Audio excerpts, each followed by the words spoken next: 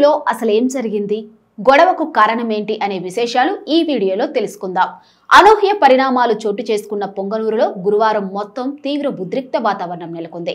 TV ఛానళ్లలోనూ, యూట్యూబుల్లోనూ, social media పోస్టుల్లోనూ ఎవరికి వారు తమ వాదనను వినిపించారే కానీ గ్రౌండ్ జీరోలో ఏం జరిగింది, ఇంతటి తీవ్ర ఉద్రిక్తతకు కారణమేంటి, గొడవ ఎక్కడ మొదలైంది, అధికార టీడీపీ వైసీపీ మధ్య రాళ్లు రువ్వుకోవడం, గాయాల బారిన పట్టం వరకు విషయం ఎందుకు వెళ్ళింది, ఈ మొత్తం ఎపిసోడ్లో టీడీపీ కార్యకర్తలకు ఏం జరిగింది, వైసీపీ సానుభూతి పరుల్లో ఎంతమందికి గాయాలయ్యాయి, ఇరుపక్షాలకు సంబంధించి జరిగిన ఆస్తి నష్టం ఏమిటి, ఇలాంటి అన్ని ప్రశ్నలకు సాపేక్షంగా సమాధానాలు వెతికితే గురువారం ఉదయం రాజంపేట ఎంపీ పెద్దిరెడ్డి మిథున్ రెడ్డి పొంగనూరు పట్టణంలోని మాజీ ఎంపీ వైసీపీ నేత రెడ్డప్ప ఇంటికి వచ్చినట్లుగా సమాచారం బయటకు వచ్చింది.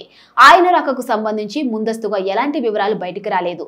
మిథున్ రెడ్డి పట్టణానికి వచ్చినట్లుగా తెలుసుకున్న పొంగనూరు మండలం నేతిగుట్లపల్లి జలాశయ భూ నిర్వాసితులతో పాటు తెలుగుదేశం నేతలు ఎంపీ రెడ్డప్ప ఇంటికి చేరుకున్నారు.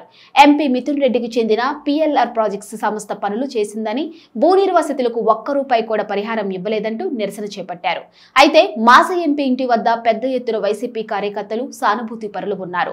తమకు న్యాయం చేయాలంటూ భూ నిర్వాసితులు డిమాండ్ చేయడంతో ఉద్రిక్త వాతావరణం చోటు చేసుకుంది. చూస్తుండగానే పరిస్థితి అదుపు తప్పింది.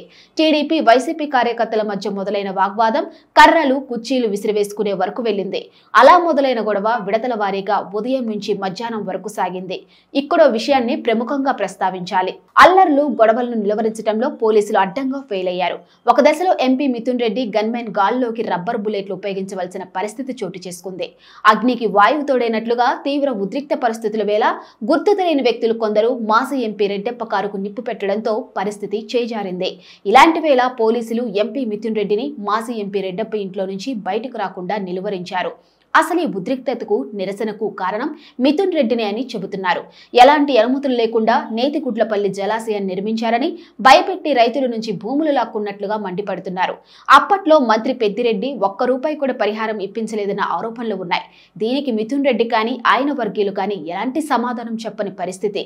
ఎన్నికల వేళలోనూ నేతిగుడ్లపల్లి రిజర్వాయర్ భూ నిర్వాసితులకు పరిహారం గురించి ప్రశ్నిస్తే వైసీపీకి ఓట్లు వేస్తే సమస్యను పరిష్కరిస్తామని మిథున్ రెడ్డి, పెద్దిరెడ్డి ప్రచార వేళ హామీ ఇచ్చారు.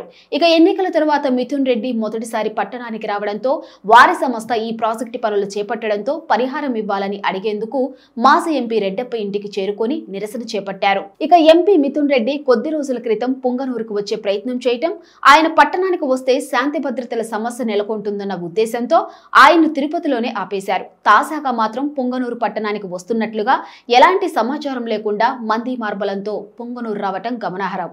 నిరసన చేసేందుకు వచ్చిన రైతులు టీడీపీ శ్రేణులపై రాళ్లు, బాటిళ్లతో దాడి చేసిందెవరు అన్నది ప్రశ్నగా మారింది. ఎందుకంటే వైసీపీ వర్గీయులు ఆరోపించినట్లుగా దాడి చేయడానికి రైతులు, టీడీపీ వర్గాలు వస్తే వారికే గాయాలు ఎందుకయ్యాయి అన్నది ప్రశ్న.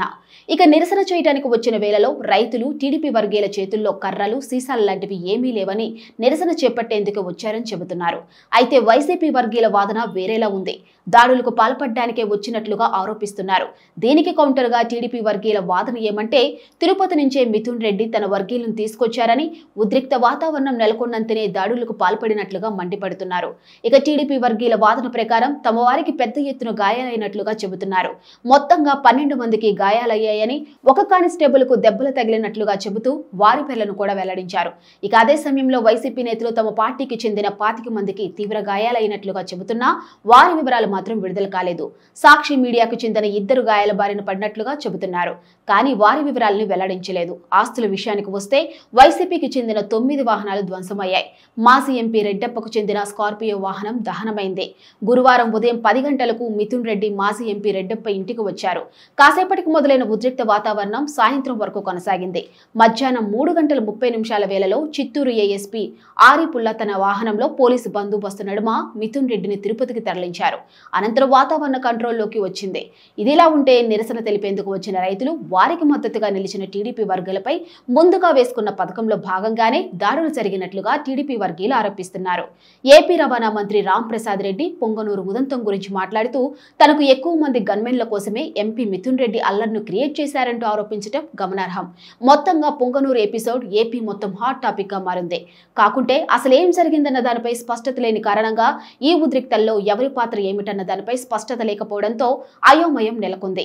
ఇదంతా ఒక ఎత్తు అయితే పరిహారం అంశంపై ఎంపీ మిథున్ రెడ్డి ఇప్పటి వరకు ఎలాంటి ప్రకటన చేయలేదన్న విషయాన్ని ప్రస్తావిస్తున్నారు.